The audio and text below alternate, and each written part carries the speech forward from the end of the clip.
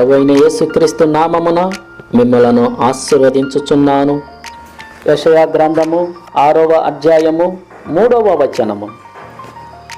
వారు సైన్యములకు అధిపతియగు యెహోవా పరిశుద్ధుడు, పరిశుద్ధుడు, పరిశుద్ధుడు, సర్వలోకము ఆయన మహిమతో నింపబడి ఉన్నది అని గొప్ప స్వరముతో ప్రతిగానములు చేయుచుండిరి. నా ప్రియమైన దేవుని బిడ్డలారా, ఎవరును సమీపించరాని తేజస్సులో నివాసము చేయుచున్న సర్వోన్నతుడైన దేవుడు తన ప్రియకుమారుడైన క్రీస్తు ద్వారా పాపులమైన మన కొరకు ఒక మార్గమును సిద్ధపరిచి ఉన్నాడు.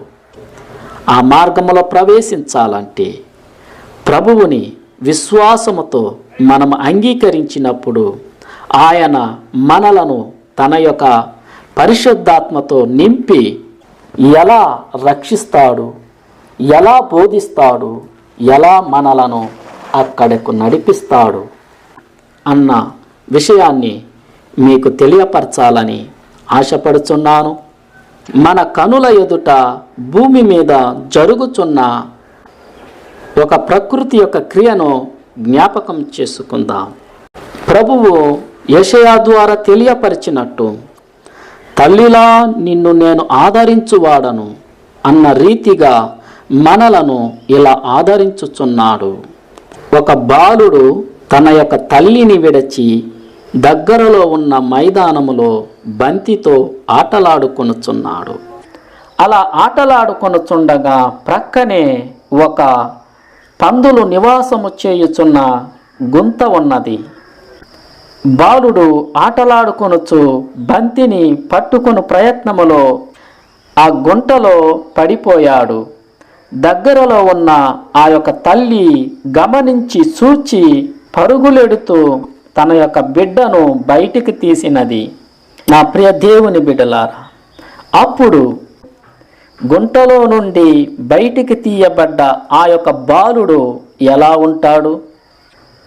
పందులు నివాసము చేయుచున్న బురద మట్టితో నింపబడి, వ్యాధులను పుట్టించు సూక్ష్మ జీవులతో నింపబడి దుర్వాసన కలిగి ఉంటాడు.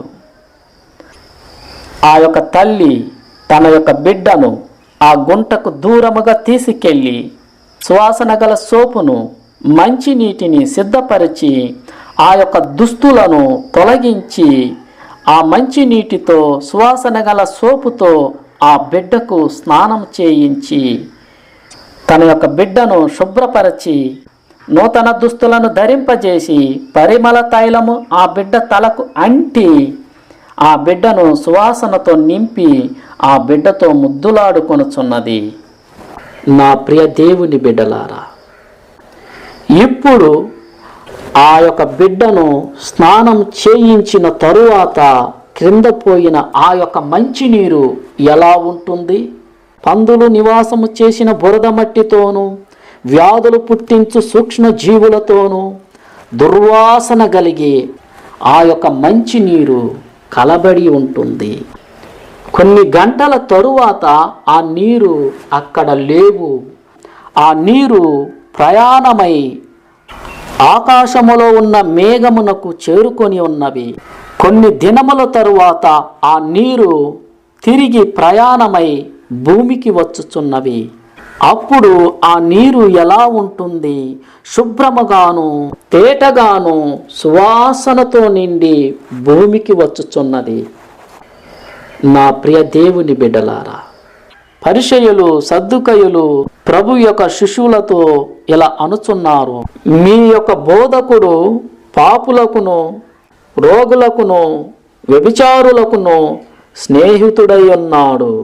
అవును నా ప్రియ సహోదరులారా, ప్రభువు తన యొక్క వాత్సల్యము చేత, తన కృప చేత అలాంటి వారితో సాహసము చేసి వారి యొక్క పాపములను, రోగములను, దోషములను పాతాళములోకి త్రోసివేసి తిరిగి తన యొక్క పరిశుద్ధతతో నింపబడుచున్నాడు. పరిశుద్ధాత్మ దేవుడు ప్రభు అయిన యేసుక్రీస్తు అంతిమ కాలములో జరగబోవు సంగతులను యోహోనుకు ప్రభువు బయలుపరిచి ఉన్నాడు. ప్రకటన గ్రంథము 7వ అధ్యాయములో యోహోను ఒక దర్శనమును చూచుచున్నాడు. ఆ యొక్క దర్శనమందు 12 గోత్రపు వారైన ఇశ్రాయేలు జనులు రాజ్యములో ప్రవేశించుచున్నారు. వారు బహు కొద్ది మందిగా ఉన్నారు. వారు బహు కొద్ది మందే. అయితే లెక్కింపజాలని మరి ఒక జనము తెల్లని వస్త్రములు ధరించుకొని రాజ్యములో ప్రవేశించుట చూచుచున్నాడు.